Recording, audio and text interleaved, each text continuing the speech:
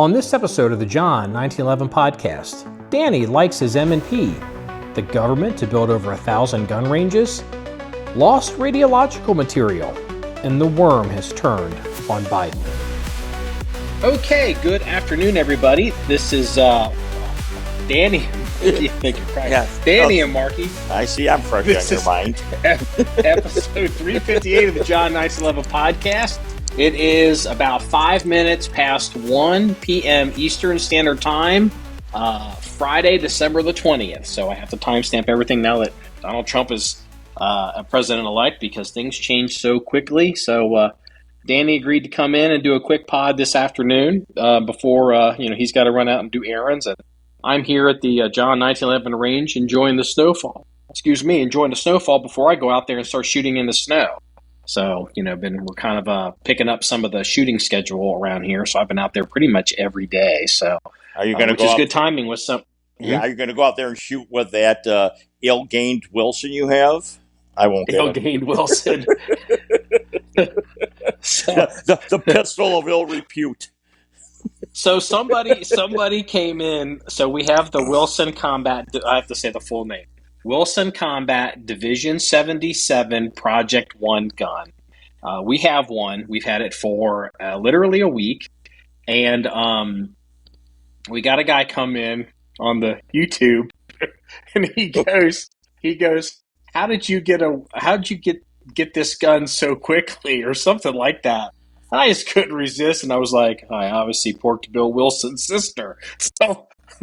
So it's been a joke around here that, look, let me give everybody some business advice on how to get guns from manufacturers, especially the hot guns and new guns. And it may be a little known thing and not recognized in social media.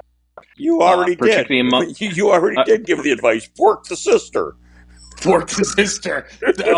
No. So, well, you said it, not me. Yeah. So here, I just couldn't resist. Here's how it works, and this is it's an ancient technique that goes back for thousands of years, and it's called buying it. If it's like influencers and people on the internet don't understand, unless you're Joe Rogan, the only way you pretty much can get stuff is if you buy it. So it works every time. If you come up someplace and you're like, I'm we're whatever social media person or whatever, like you need to know me, give me free shit. Or if you go, here's money, I want to buy your shit. Guess what happens, million follower influencer? They're just going to take the money. I have a question for you. Is buying the latest, could really be with anything, but with guns, is it like buying a Lambo? You basically have to be on the list. It doesn't matter if you have the money or not. Is there some inside politics involved, past purchases, anything attributed to anything like that? Well, that's actually a really good question. That's why I'm here. And yes, how do I answer that? So the reality is, I'm sure there are people where it does make a difference. Typically it's professional relationships. And so I've had professional relationships with other firearms manufacturers and, and it's usually within context of, we're using this equipment for work. We broke it. I need it fixed as soon as possible because we use it for work. So, we've had that kind of relationship with other companies. Wilson Combat obviously does know who we are. And the truth is, irrespective of, the jokes, all joking aside, when I initially reached out to Wilson Combat to get one of these guns, they said it would be weeks. And I was like, okay, because we were going to buy it. And then we heard back from them and they said they could get us one.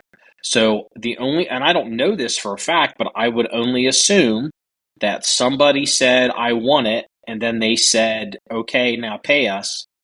And they didn't pay. And so we got a call saying, will you pay for this gun? And so I think that's how we ended up getting one. I mean, thank you to Wilson Combat for getting us the gun. But I don't think it was That any. sounds an awful like a lot of like the high end car market. Here, if you don't take it, this one will, or you're way beyond the area reps at this point. Yeah, I mean, it's I mean, look. I mean, everything I'm saying is theoretical. I do not actually have an inside look into how Wilson Combat really functions, or any of these other gun companies anymore, or social media companies or YouTubers. The only world I live in is the John 1911 world, which is that's enough. Like, we have a lot going on. So, I mean, like, That's its own universe as it is. I would assume, and I don't know this, but it makes complete. I'm just speaking business and logic here. I would assume Wilson Combat obviously has, I don't know, stocking dealers or master dealers or elite dealers. Like, Wilson Combat, you go to a store and they carry Wilson Combat. They're getting those guns from Wilson Combat.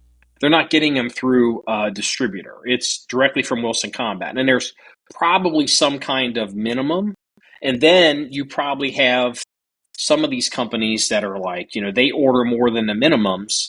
And so, they may, I don't know, like, I'm making this up. Like, let's say there's a company that sells 100 Wilson Combat pistols or Wilson Combat firearms a year, or even 500. I don't know. I don't even know what would be a lot. But whatever those companies are, I'm certain that those companies get all the dibs. So what ended up happening was we called them, because this gun actually was interesting, because it's actually a gun that I could use as a sister gun to my EDC X9L, but it would give me features and capabilities that the other, up to this point, other guns wouldn't really give me. Like, I couldn't justify having two X9L guns. I wasn't really interested in the shorter guns, because I like 5-inch guns. And so I just kind of was like, well, I've got the other 1911s. They're single stack guns, and they're kind of the backup to the main gun. Then this thing finally popped up, and I was like, this is unexpected and very interesting. And, all these comped ported guns are really in style, with all these companies. They've been doing them for a long time, and Wilson decided that they're going to do this, and it turned into this really hot gun. Like, I didn't know. Well, so I'd asked Wilson, not Bill Wilson, but people at Wilson Combat. And I'm under the impression that the people at Wilson Combat don't want me to say their name, so I'm not going to say their name. But I'm I knew that they made 100 of these guns. Like, I guess it's some kind of collector box and all that. And we ended up getting the collector box. And so I asked them. I said, well, are all the collector guns gone? And they're like, yeah, because that's why I ended up getting the one. And I'm like, well, how many of the, because they said they were going to do a limited run of 100, and then they were going to do extra. And so, if I understood them correctly, I believe they said the initial run of 100, then I guess it's an extra 400. I believe the run was a total of 500 guns. That they took orders for those 500 guns and were completely sold out in 24 hours. Are they numbered 1 through 500, I wonder? The initial 100 are absolutely numbered. We have number 24. It's numbered numbered by serial number, and then it's numbered on, like, even like the limited edition box has a number on it. And the joke kind of is, a lot of these people that buy these guns at these prices, they buy them and they don't really shoot them. They collect them. Or they baby them, like it's only got to go in a leather holster. And and it's like, well, the joke is there's 100 of these collectible guns. The reality is there's 99, because ours is already not collectible. I've got 1,000 rounds through the first one, and every draw is out of a Kydex holster. So it's like, I'll scratch that mother. Yeah, it's like, we have already scratched it. So, well, so yeah, I mean, you also buy to shoot. You don't buy to look. I know you too well. You shoot you buy. Yeah, I mean, well, that is actually not true on balance. Yes and no. There's typically two types of guns in the John 1911 armory. There are what I call working guns, guns that we shoot, train, and carry with. And then there's reference guns in the reference collection. And those, we have reference guns that have never been fired. Not that we don't intend to fire them. It's just we've been so busy, especially the past year, over a year now, that, a lot of stuff hasn't been able to be shot, which is a huge source of frustration for me, which is why we are upgrading all this stuff on the range, why 2024 has been one heck of a year. So this gun falls under working gun category. So, I'm probably starting, I don't know, it could be today. I'll probably start carrying this project. It's called the Division 77 Project 1 gun. I'll probably start carrying it as my daily carry gun, like any day now. I mean, before the weekend's over, I'll be carrying the gun. Just to kind of, try it out and get used to it. And, I've been shooting it. And also the other thing is too, the X9L gun, I haven't been shooting that gun much this year because I was working on a single stack project, and the X9L gun is clean. It's very rare that gun actually sits clean. It's got 11,000 rounds through it. But I wanted to do a teardown video. I promised somebody months ago we would do a full teardown detail strip video of the gun, showing all the wear and condition of the gun internally. And I don't want to shoot that gun and make it dirty, because I got to clean enough to be able to film this video, which I'm going to have to film here the next day or two. So it's like, well, I miss my high cap gun. It's like, well, I got this gun and everyone wants to see it and I'm shooting it. So, we'll go ahead and do that. And it'll give me some breathing room on the regular X9L gun. So that's kind of where we're at on it. So it's a neat gun.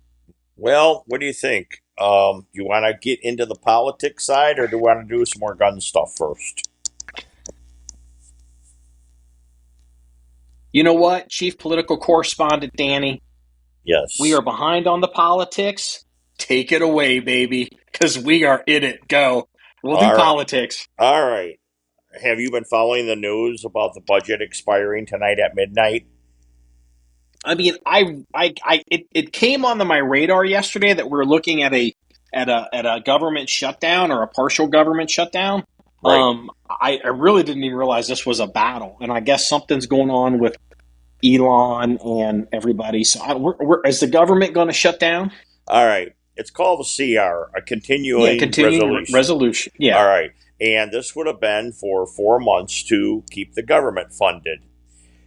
Well, in the days of mandates and wanting to slow this government spending, the powers to be decided at the 11th hour to drop a 1,500-page budget proposal 6 hours before they were supposed to vote on it. Now, that sounds about normal. Yeah, well, yeah, they always do that. And because a lot of these people are,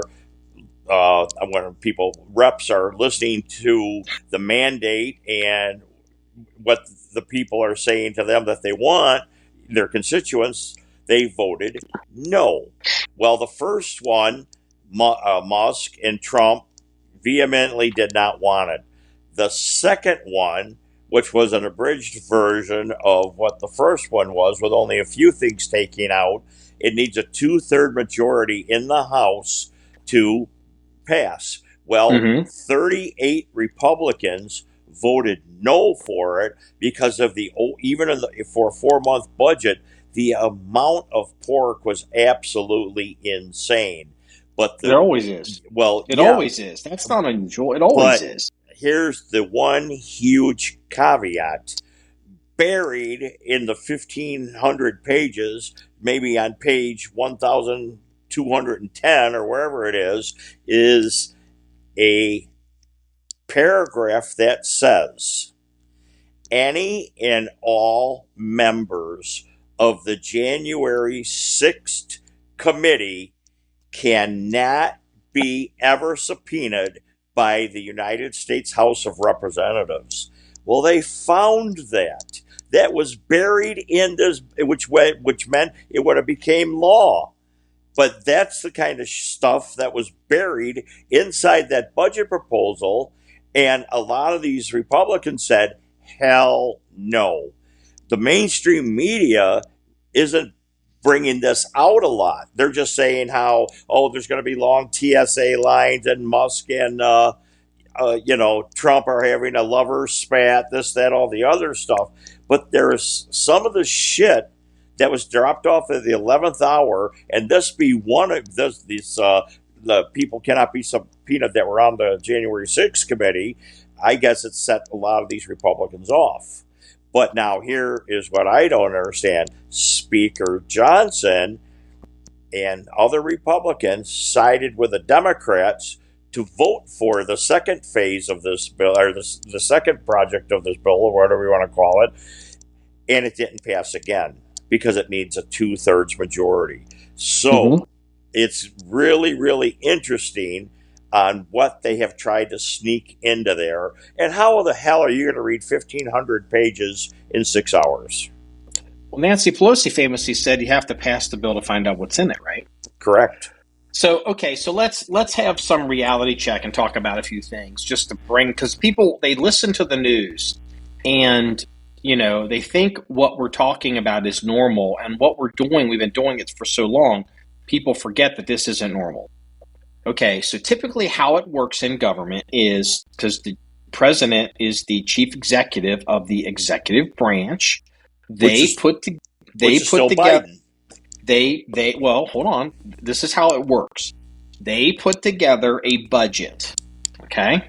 Because they talk to all the different groups and the different departments and the directors and whatever, and they, then like what they want to do and what they want to get, and then they kind of there's some negotiation with kind of what they think they can get by, and then they send that budget over to the House, and then I think is it Ways and Means or is it a budgetary committee? I can't remember. So, but then the House goes through and they make changes, and I don't know if it has to pass the House first and then it goes to the Senate. Yes, but I know it does.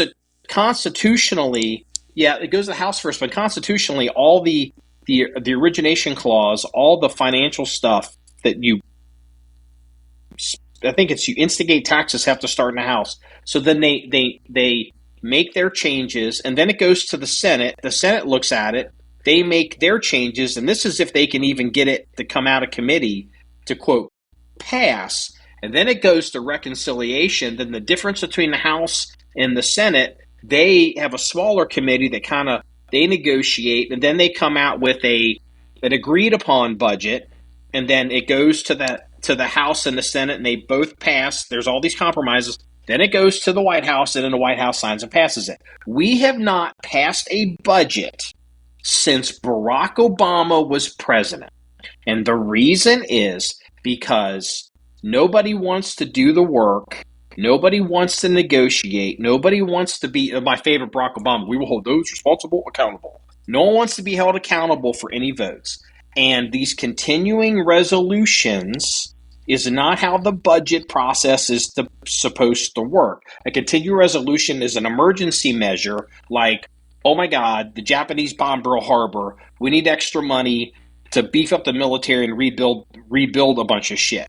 Pass a continuing resolution because we're at war. Boom, a little CR, bam, bam, bam, sign it, go. That's what a CR is supposed to be. But our government has become so non-functional that we don't even do budget processes anymore. We're doing these bullshit continuing resolutions, and it goes to the last minute. Then you have these 1,500 page drops, and it's like, we got to sign it, we got to do it. And then on top of that, you got to factor in on the Republican side, there is I would say a guild or a cabal or a tribe of Republican congressmen who have never, ever voted to pass a CR of any kind. Like the first one that comes to mind would be, who's the guy from Kentucky? He's real popular with everybody. I mean, I'm just having a brain fart right now. He's real. I mean, as soon as I said his name, he's never voted for a CR. So right off the bat, you're going to get like the Republicans are going to be down some votes because there's budget hawks. Thomas Massey from Kentucky. He's never voted for any, and they go home and these guys are never going to go home and be like, yeah, we voted for that. They always say we never vote. We're not voting for this. We're not voting for it. So they're down on a bunch of shit. So then the House and the Republicans and the House Democrats, they don't have this giant super majority. So then you got to get some Democrats and you got to start making deals to try to get this through. I think the reality is, I think Speaker Johnson is I think the biggest concern is I don't know if he's going to be in Speaker next year. He could be, but I don't know if he'll make the full year. I have my doubts on that also. The second thing is too, and a lot of people don't want to admit this, or they don't want to understand it. But every Congress, when it is seated, is sovereign. And so what Congress are we on? Is Congress number 200 or is it 190s? Something like that. Yeah. So every Congress is sovereign. So Congress can't pass a law that keeps a future Congress from passing a different law. Congress can't pass a rule that keeps a future Congress from doing something different. You do have the House parliamentarian where you can have rules as far as how things are done in the House. But even then, when they seat a new Congress, they make changes to even how some of that is structured. We're going to allow this. We're going to pick these people. Traditionally, we pick these people to run these committees. But we've decided on this Congress, we're going to do it differently because the speakers decided for political reasons we're going to make changes. So this idea that you can pass a rule that says you're not going to subpoena January 6th people, number one, that's political suicide. Number two, that's not really going to end up being enforceable. I also heard that they were asking for a pay raise. Yeah, almost 60-some thousand a year. I think members of Congress haven't had a pay raise since maybe 2007. They haven't. Let me look. Yeah, so that in their defense, they get a COLA increase. They get the inflation increase, but they haven't had and that's why you get who's the Navy SEAL guy, the former Navy SEAL guy with the eye patch? From Tech. Damn it. Crenshaw? Yes. He was complaining about money. And, in his defense, I don't know how much money Crenshaw has. He probably doesn't have a fuck ton.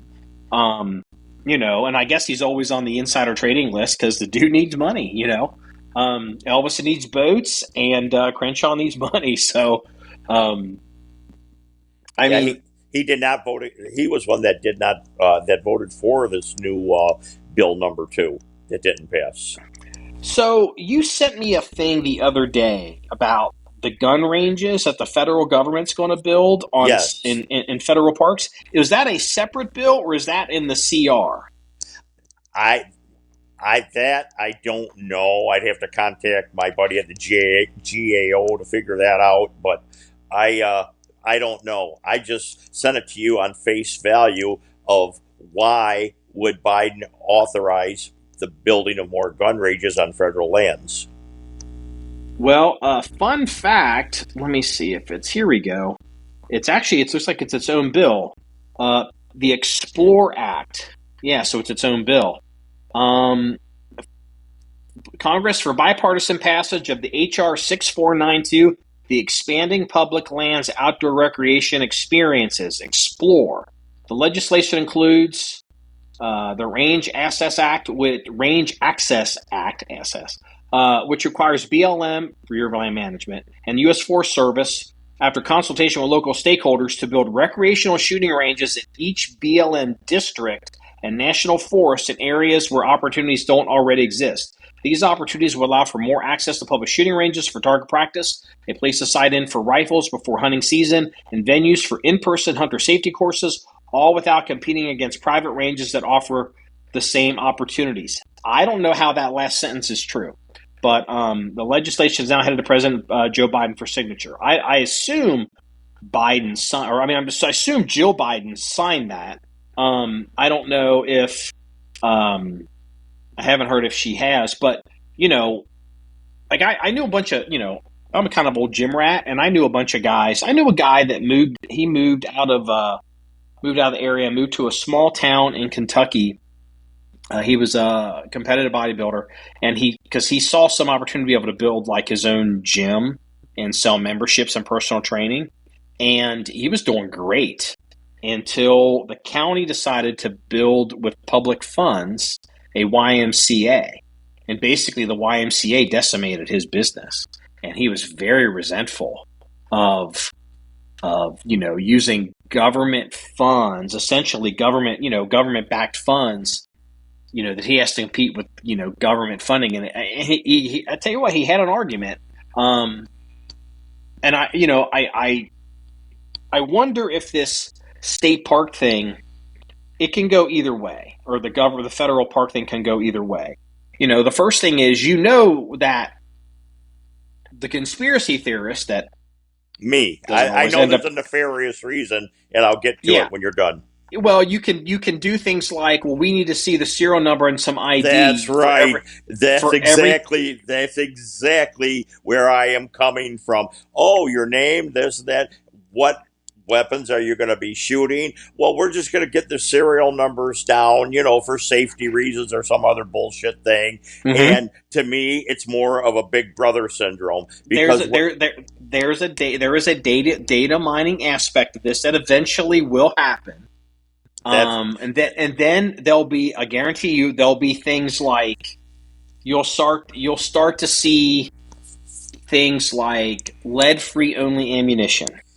Something really, and exactly, or something like in California, what kind of car did you get to the range in, or something stupid? You know what I mean? Is it electric? And then you'll see things like no 50 BMG or no whatever. Then what will end up happening is you'll see do-gooder politicians in hippie states. So it'll be like, we don't even allow people to shoot 50s on BLM land. We got to ban these. And then it'll be 416 Chi-Tac, and then it'll be 338 Norma Magnum. And and it's like, okay, so that's going to happen. But then here's another thing that a lot of, even like the pro-gun conspiracy theory guys, are not really seeing. I've advocated for the position that we are already in World War III. It's become clear when you look at all the different fronts around the world that there's proxy competitions and combat between the East and the West, that it's obvious that we're in a world war. Now, Finland earlier this year passed a law that basically was going to increase the amount of public gun ranges. Like, it was going to, and Finland's not that big. I don't know if it was like hundreds or like 1,300 gun ranges. Basically, Finland was of the position, and their argument wasn't for sport shooting. Their argument was, we need to get more people to more ranges to make sure they know how to shoot in case we need a national emergency. And they were not even pretending that this had something to do with sportsmanship. And there's part of me in the back of my mind that kind of wonders if some people who normally would be against this are like, yeah, go ahead and do this. Right. Hey, give me some credit. I've done my homework on gun content. You did. I didn't even know this was happening. And Danny sent this over. I was like, what's this? Holy shit. What's this going on? I was tickled to death by it. Well, because it's a two-pronged attack. It's a pincher movement. It's gun content and politics. Gun content and politics. So I did good. I'm patting myself on the back. So, okay. So I've noticed. So here's the other thing. Let me adjust myself in my chair. Sorry for all the noise, everybody. So, look, we all know that Biden is partially incapacitated. And partially. I believe, this became so, you couldn't even hide this 2 years ago. And I started making calls on this podcast that Kamala Harris has to be president. And it's like, this is crazy. It's not safe. My whole argument for, you run into the bedroom at 3:00 in the morning and you say, get up, Mr. President, we're evacuating the White House, missiles are in the air. And he goes, ice cream? Whereas, I don't care what you think about Kamala Harris. You could run in there at 3 o'clock in the morning, kick the bed and say, Madam President, get up, missiles are in the air, we're evacuating the White House. And, unless she's drunk, even then, she would be able to be cognizant enough to understand kind of what's going on. Well, you only have 1 month for today for that dream of yours to live out. But what's interesting is now that the everyone, and I knew this would happen. Okay, everybody's been lying and covering up for this, and it's like now the media is starting to pretend like, oh my God, this is the big scandal. Like the mainstream media is starting to be like, this is the biggest scandal. Joe Biden it was obvious to people in the White House that Joe Biden was a non-compos mentis when he came in, or the doctors and all these people, and it's a big cabal. It's like the media is trying to pretend that they weren't part of this cover-up. They were the cover-up. But what's interesting is it was published in the media that Kamala Harris canceled her Christmas plans. I assume she had some in California, and but she does go to Hawaii a lot. That she canceled her Christmas plans, and she's now in Washington D.C. for the Christmas holiday. And they're not even trying to pretend that it's not because Joe Biden might be in trouble. And I had made a prediction a year ago that one way or another, Kamala Harris is going to end up being the 47th president of the United States. And it is entirely possible within the next 30 days, Kamala Harris could end up being sworn in as the 47th president of the United States. And you've even seen Democrats after the election come out and demand that Joe Biden do this, quote, just to give it to Kamala because historic reasons. And, looking back on it, you kind of wonder if that's just them speaking in code because they know that this man is not in charge.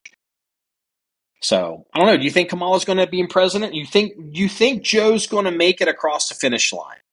This is my opinion, of course, and it probably doesn't hold water. But number one, there's 30 days to go from today before Trump is sworn in. All right? Or a month, whatever we want to call it. Now, will they invoke the 25th? I don't think so, but I never want to say never, number one. Also, with Biden pardoning over 1,500 people in the last 2 weeks, commuting, pardoning, whatever he's done with it, on the other hand, I'm thinking they might just do something because I think Biden, once his son got pardoned and everybody else and all this other shit that he's done, that, hey, what the fuck, have I got to lose for 30 days? Or does the Biden family, especially Jill, hate Kamala for what they did to her husband so bad, she would keep him on life support for the next 30 days just to say no? So the only way it could happen is by the 25th or self-stepping down. You touched on something that, politically when it happened, I thought it was stupid. And it's like, why did they do it this way? And the only reason I could think of them doing it this way, once I say it, it's going to fall right into what you just said. Hunter Biden got his pardon. He got a full pardon, right? He got a full pardon. Yeah, past, present, and future. Yeah, and but he got what I would call the Snake Plissken pardon. He got the Escape from New York. Here's Snake. You get the for all crimes in the United States. He's got chandeliers on the front of his fenders now. Yeah, baby. I'm telling you. Unfortunately, the Duke of New York is smoking crack in this movie. So, but so he got the Snake Plissken pardon. From Bob Houck. Again, I'm showing my age. And it was like, okay, all right, they issue that pardon, and it's like, all right. And then it was like a week or two later, they do the 1,500 pardons and commutations. And part of me's like, maybe it was a month later, and it's like, why the fuck didn't you just roll all this into one? And it's like, well, they knew they're going to pardon Hunter, and they were still working the list for the other people, and it's like, go ahead and pardon Hunter now, because I can't guarantee you, I'll I be hate here to say it like this, tomorrow. we can't promise Joe Biden tomorrow. Right. And, it's like, do it now. Because that politically was so dumb, because typically what presidents do is they get them all together and they do it on the last day. Bill Clinton was the one that really fucked himself on this one, because he did Mark Rich. He did his brother. It's fine. But he did Mark Rich, who is this very wealthy guy who was a big donor, and he was on the run for tax evasion. I think he was living in Switzerland. His estranged wife or ex-wife, Denise Rich, which will ring a bell to our older listeners, basically, there was even allegations. There were allegations that Denise Rich fucked Bill Clinton to get this pardon for her ex-husband. And, it was kind of smarmy at the time, but, maybe. And that was the one that basically, was like, man, this is a straight up pay for play kind of situation. And it's like, like the Hunter Biden thing, the Biden White House does shit that has told me for a long time that Joe Biden's not in charge. For example, on Easter, they issued a proclamation about, like, it's Trans Day of something. I miss trans or whatever it was. Some kind of weird bullshit sexual day of recognition on the high holiest day in Christianity. I got news for everybody. Christmas is not the holiest day in Christianity. It's Easter. Jesus rose from the dead. Okay, that's kind of, he died on the cross and was risen and saved for, our sins. And on this day of all days, they issue this comment. It's like, Joe Biden 10 years ago, or 15 years ago, or 20 years ago, there is no way that goes out on that day. Whether you like him or you hate him, it's like, look, he's a politician, and when he's not kissing babies, he's stealing their lollipops. Here's another quote for another movie. Leave in the comments below if you know what movie that's from. Want me to answer it? I know the answer right now. No. Let the viewers find it. I would know it. Yeah, and and it's like some 25-year-old little commie ass kid in the White House was like, today's going to be Trans Day of whatever on Easter, and it's like, and the fact that it's one thing these little goofy kids get a stupid idea, but typically you've got an adult that goes, relax, Scooter.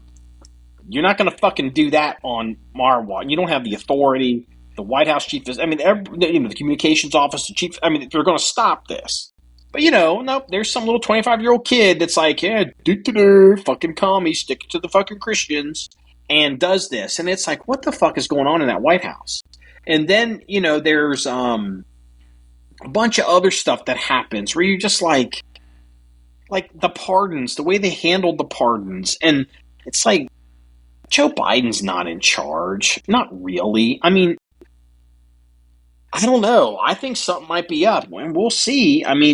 Kamala may still end up being president. And it's coming out. It's already coming out that Joe Biden isn't mentally there.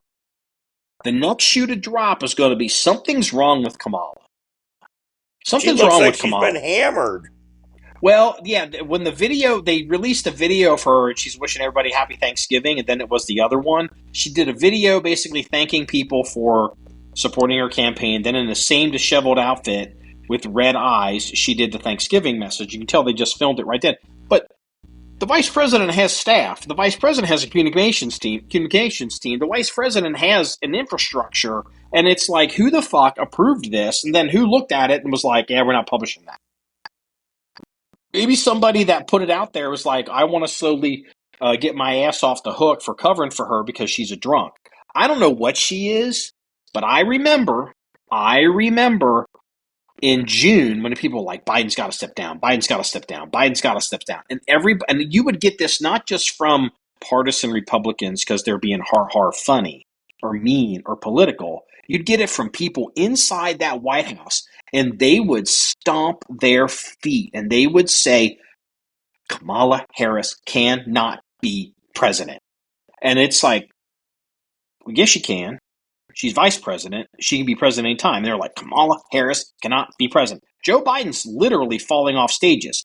Kamala Harris cannot be president. And you start realizing, what the fuck's wrong with Kamala Harris?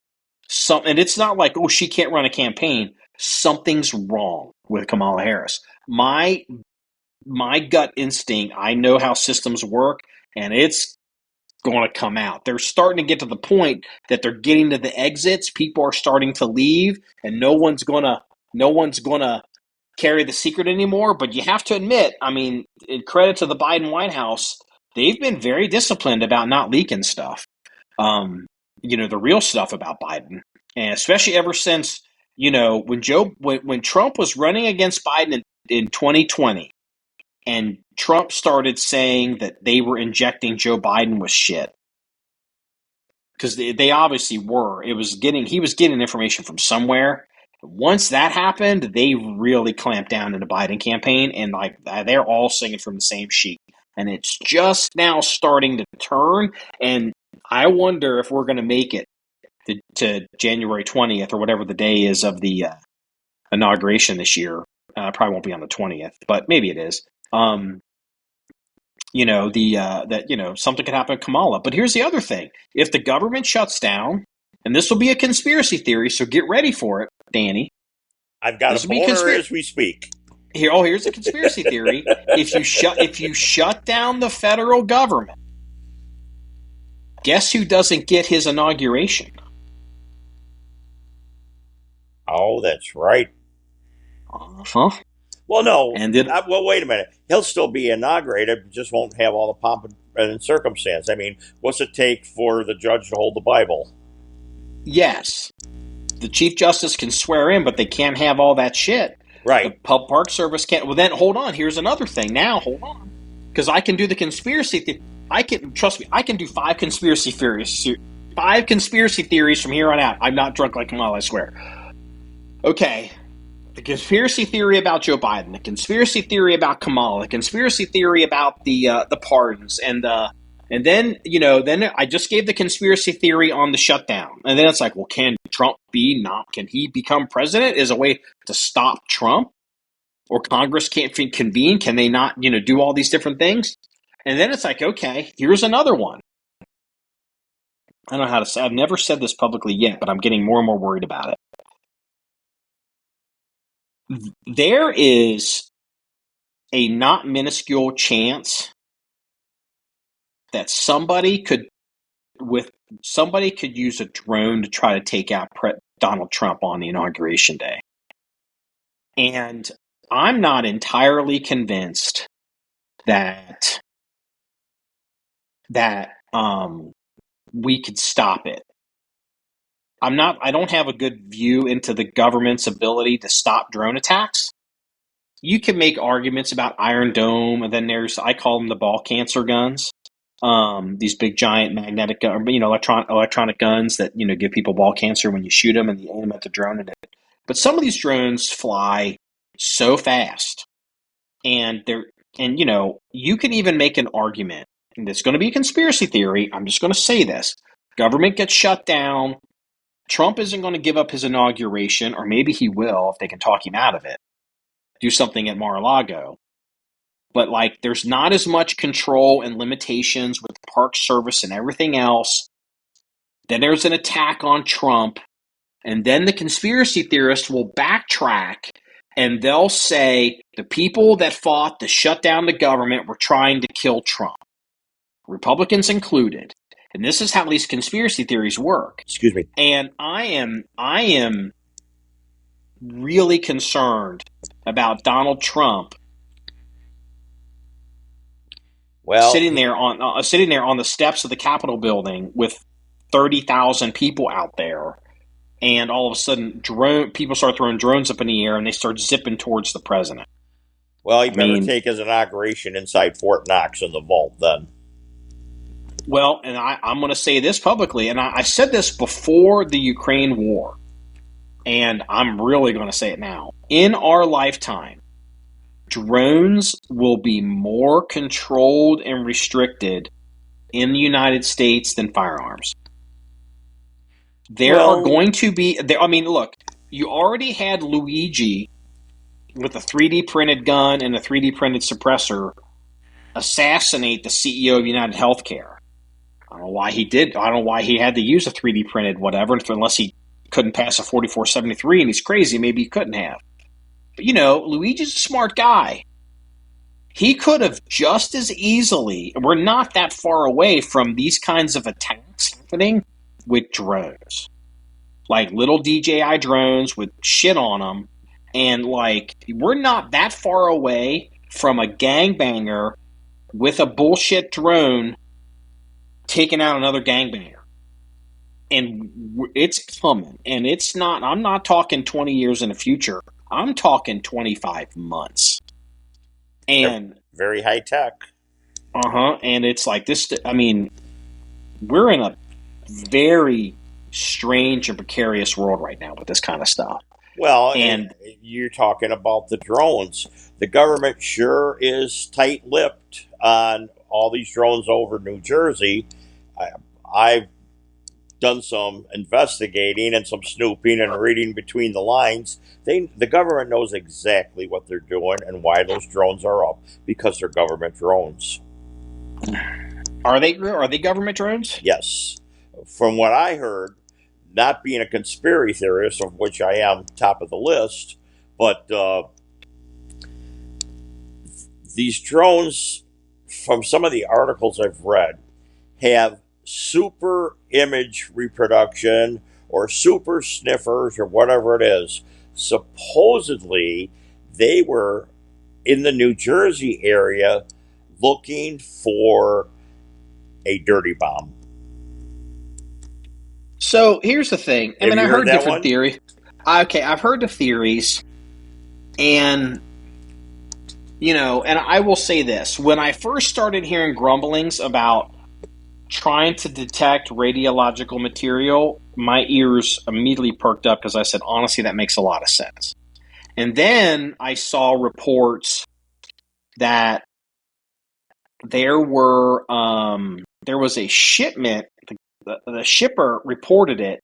There was a shipment of or I have to use plutonium. No. It's nothing. This is weapons grade. No.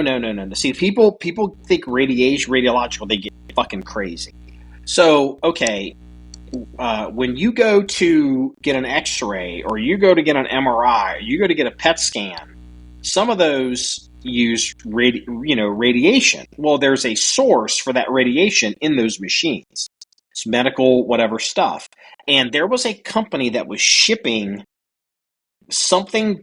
It was like these pins that they use in PET scanners, and they lost the package, or it's like a couple pins. And, they're low grade. Like, if you ate them, I think you'd be sick. I think if you slept with them, it'd probably make you sick if you had them in your pot. So these things disappeared. Well, here's the thing. Dirty bombs are terror bombs. They're political bombs. They're psychological bombs.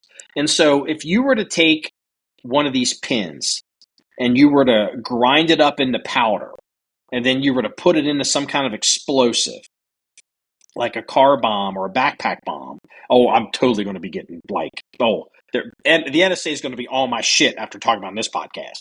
So, and you do this and you set it off somewhere, emergency responders show up, do whatever, and all of a sudden, at some point, someone's going to pull out a Geiger counter, and it's going to start clicking. Yeah. And it's going to start clicking, and they're going to be like, we have a positive hit on, this is a potential dirty bomb, evacuate the area. And the politics of that, people will go ape shit. And the thing is, there's a big difference between the amount of radiological stuff that would be in a dirty bomb, that, is from ground up medical waste or medical device, than like what you'd see the elephant's foot at Fukushima. Now, with that being said, in the age of drones, why would you use a bomb if you could grind this shit up into powder just to create havoc? Why wouldn't you just grind it up and put it in a drone and fly the drone around for 15 blocks until somebody figures out, oh my God, somebody irradiated downtown, the Battery in Manhattan, or they irradiated, around the Federal Building, or they irradiate, and people would completely lose their shit. Yeah, they would. Maybe psychological terror too. Yeah, I think when I heard that they're sniffing for radiological stuff, I was like, that actually makes a lot of sense. Now, I think there are a lot of people who, I don't know, there are a lot of people who,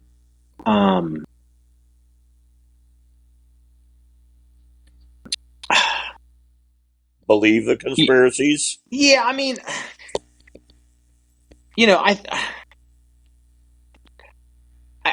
look, I think there's probably some people that are flying drones because other people are flying drones, and there's not all these drones are civilian, or not all these drones are military or government. I think some of them are obviously civilian, and some of them are obviously, hobbyists.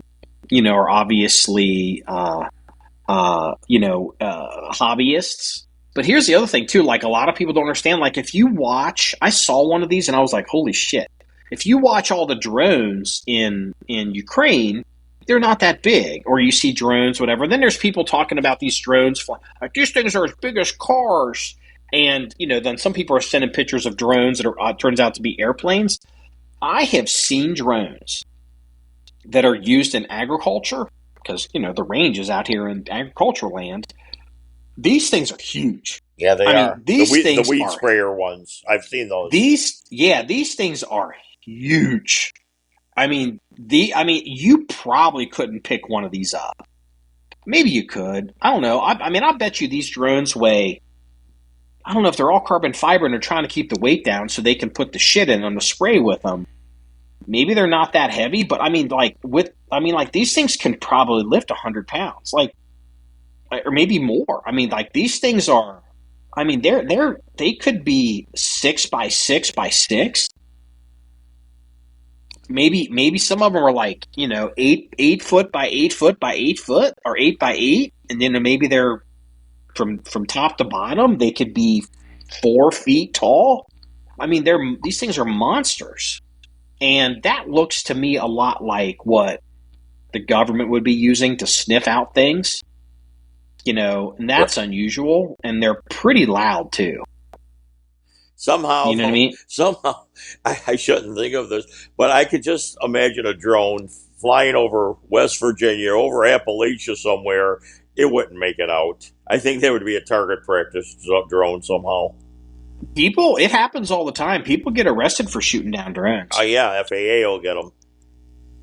Well, or depending on the situation, yeah. But yeah, people get arrested all the time. Again, we're in a world right now with drones that, it's kind of like 1930, like say 1936, where the world, or like say like 1912, where you hadn't had the war, like the Great War, World War I, with all the trench warfare and the belt-fed machine guns and all the artillery and tearing up the land. Like, we're in a world with drones right now where people in the future are going to look back, and the techniques and tactics to deal with drones, to combat drones, or to fight with drones are going to be obvious to the future. And we're kind of all figuring this out right now. Even as civilians, I hope that people in the military are farther along than we are. I'm sure they are, but it's like a lot of this is, going to change. Well, here was an interesting thing. I saw this the other day around here, and it tickled me to death. There's a guy, he's a hunter. He runs a hunting outfitter service, and you pay him money. Well, he has two options. He takes people hunting on land that he either controls or rents, because he sets up hunting places and he has food plots and he manages the game. And then what he did is he bought a drone with a thermal camera on it because he likes to survey his properties, because he's charging big money for people to come and shoot big-ass deer. And then he's like, well, I got the equipment. And so he started a service, and it goes, do you want me to find the deer on your property?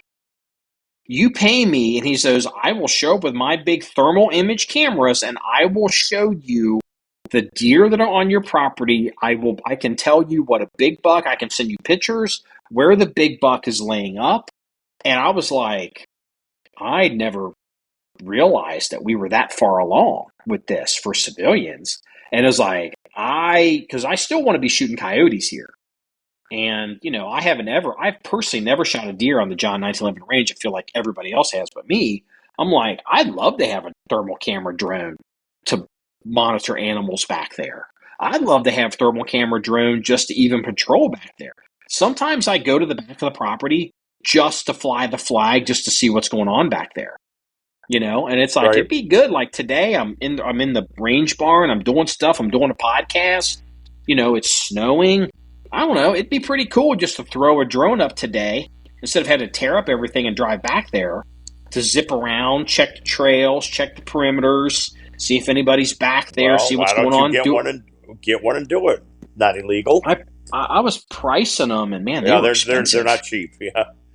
I mean, like with thermal, because you got to get one. Like there's companies that they pair them together. You got to get a drone big enough that can carry a thermal camera, a thermal imager, and then you got to connect the thermal camera to it. And there's companies that offer them in packages, and they were $12,000-$15,000. Like the cheapest ones were $6,000, and that wasn't like that fancy of a camera. And like the real ones that they sell were like $8,000 and $12,000, and I was like, I'm not prepared to spend $12,000. You could always get a small one and put an iPhone on it. Yeah, well, the thing is, if I'm going to spend that kind of money right now on thermal imaging, I'm going to do it on a rifle scope. Well, that's true. You see what I mean? Like that's my next big. Is I'm eventually going to get some kind of thermal rifle scope. Well, be shooting animals here. What's nice to know though is when all these BLM rifle ranges and hunting ranges or shooting ranges all go in. At least when we go over to yours, we don't have to worry about registering. Well, the only rule I have regarding guns that I instituted starting a couple weeks ago is there will be no P320s or M17 M18s fired on this property. I mean, no, that's not technically true. My rule is you can fire a P320 or an M17 M18, but when it's in the holster, it has to be condition 0 or unloaded. You have to draw from the holster you have to pretend you're Israeli, and you got to chamber it and shoot it. And then when you're done shooting, you clear it and you put it in your holster. I will not allow an M17, M18, or a P320 on this range loaded in a holster on my property. No fucking way. Nothing in the chamber, huh? The thing is, I've said too much publicly complaining about how dangerous these guns are obviously becoming. And then if someone gets hurt here and I get sued to be like, so Marky, when did you know? What did you know? When did you know it? You made public statements. You told everybody you don't recommend doing this, doing that. But then you let a guy come on your property with this gun and he got hurt. Why did you stop him? Yeah, you see what I'm saying? This is how liability really works. Well, you talked me out of getting one, and I'm glad you did. Fuck yeah. What is it you bought? Well, you bought something recently. Not the High Point. No. You laughed at me, and I got the M&P. I laughed at you? Why would I laugh at you? Well, because you said, no, they're okay. You really don't have a lot of knowledge on them, but I like it. I like it a lot. No, I mean, is it called like an M&P 2.0? Or does it have like a 2.0 name on it or something? Yes. Yeah, I didn't get the shield. Well, the shield's kind of, they're okay, but again, all these pocket guns, they're kind of hard to shoot. Right. But here's the thing. Look, let's be real, okay? Like, if you pay attention and all around, CPD, Cincinnati Police Department, M&P, Smith & Wesson's been coming out with a lot of different M&P. They've got metal frame M&Ps. They've got all kinds, and like, they're not the cool kid gun, but if you look around, there's people that was it Tom Givens, like these high-end instructors, these accomplished instructors down there, I think they're in Tennessee, their favorite guns right now are M&Ps. I mean, I like it, and believe it or not, compared to the number one fanboy club, it fits Mrs. Danny's hand much better also. It really does. The M&Ps, from the ground up were designed to be very ergonomic. They were probably one of the originally successful adjustable grip pistols mass produced. Does it still have like the different grip panels that coming off the back for different sizes? Yes, I could change back straps and everything. Is yours a polymer frame or is it a metal frame gun? It's half and half. It's weird. It's weird. The frame, like the rail, is metal. Well, yeah, they on all these polymer guns, the rails are all, they insert them as metal, but your frame is plastic, right? Yes. Where you grip it, the handle. Okay. Yes. Yeah. Yes. Yeah. That's and it has nice checkering on it. I mean, for the amount of shooting that I'll do, it's fine for what I wanted. It's fine for what I wanted, and it was it was half the price of a VP9. Well, you guys can come down here and Oh, no. When we go down there, you know what the missus is going to shoot that 22 that you've been promising her for 3 years. Dude, I bought it for her. I know. But you guys, just show up. Bring your M&P if you want. If you don't want to bring it because you're crossing state lines, that's fine. Probably why I won't. But you'll have all the ammo you want. And all the guns to pick from I want. I know that. Yeah, pretty much. Pretty much. I mean, so we'll get you hooked up. Well, I don't want to keep you too long because I know you got a schedule to keep, and we've been going for an hour, and we got some politics in, got a little bit of gun. Well, I'm glad because it's been a while. We haven't done anything since that three-way. I thought we weren't going to talk about that, like the P. Diddy party. You were pivot man, so it didn't matter. Okay. It's the Freak Off podcast. So, you're talking something else? Why am I always the pivot man? I'll tell you what. When I joined this nudist colony, you're the one that's boning, the gun company's sister. So let's leave it at that. Look. The official phrase is porking his sister, not boning his sister. There is a difference. Yeah, that's sure, Mr. Semantics. Yeah, no. There's a big difference between porking. No. So let's do the let's do the blotter, and we'll go ahead and toss it. So that sounds good.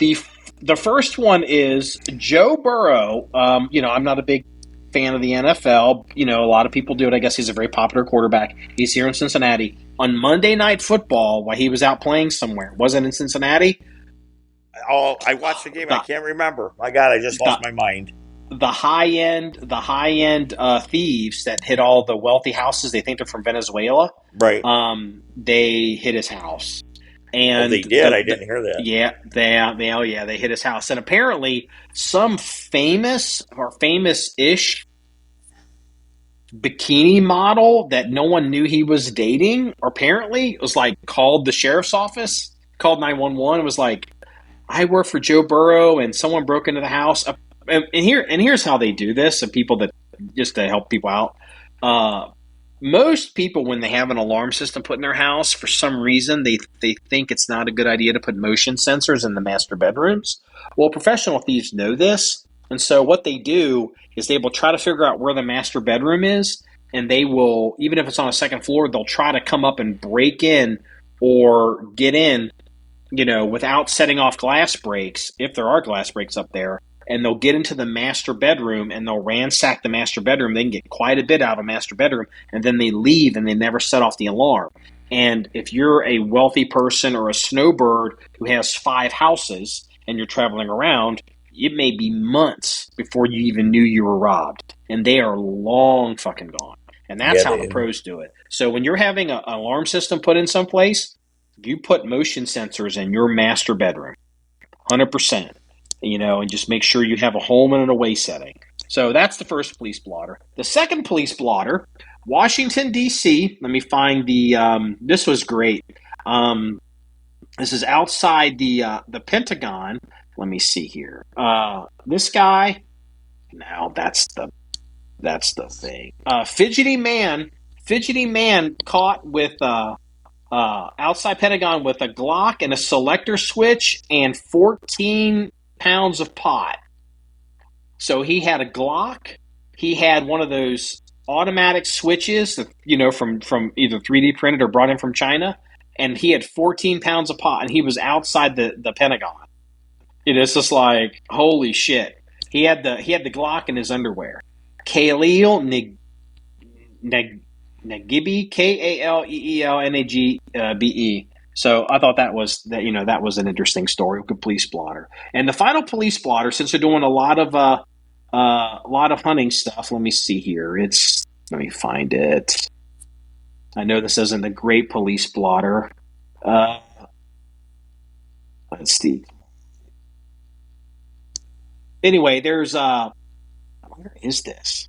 It was local to Cincinnati, Ohio. It's Wilmington, Ohio. 3 guys got charged for this record buck, and they shot this buck last year. But turns out they were hunting. They didn't have a tag, or they were hunting someplace they shouldn't have been hunting. But this giant buck walked out, and they're like, "Holy shit!" They shot the buck, and then it got to be famous. And then they lied about where they were shooting, where they were, and the situation, and what property. And they got all these different people to kind of agree to this. And the DNR in Ohio, buddy, don't mess with the DNR in Ohio. They will get your ass.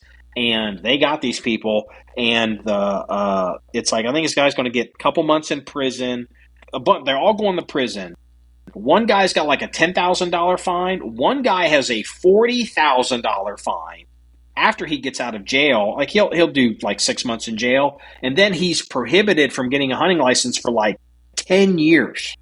We'll have the story on the podcast, but it's like, wow. If you're out there and you're thinking you can get away with shooting bullwinkle because you're not quite legal, if you're going to shoot, if you're out there trying to fill your freezer and you want to do that, that's great. But if like a world record Boone and Crockett, whatever giant buck walks by, you better let that thing keep on walking, because you're not going to be able to hide that. Even if you don't want to claim it, if you go to process that, if anybody sees that giant buck, even if you decide, we'll just put it in my house, and it's like that giant buck, you're like, oh man, that thing is huge. When did you get? I shot that 2 years ago, and it's like, man, here Bobby's got this giant buck. Bobby's got this giant buck, and eventually it's going to get out. Wait a minute, there was a giant buck shot around here. We've never heard of this giant buck, and eventually DNR is going to come about it, and they're going to be like, they can just walk in your house, yes, be like, we've never measured the buck that big. That buck would have been on our radar, and they're going to go back and they're going to look. They're going to be looking through the tags and looking through the permits, and they're going to start talking to people, and you're going to go to jail. And it's like, never, ever, ever in Ohio get crossed with a DNR. Don't lie to them. Don't ever ride dirty with the DNR. They will get you. So there's my PSA for the day. This wraps up episode 358 of the John 1911 Podcast. You want to see more stories or pictures, links, and anything we discussed, please go to the website at John1911.com. That's JOHN1911.com. Remember, it's all about shooting guns and having fun. Everybody, have a good day. Merry Christmas, everyone. Merry Christmas. I forgot. Thank you very much. All right. Bye-bye. See ya.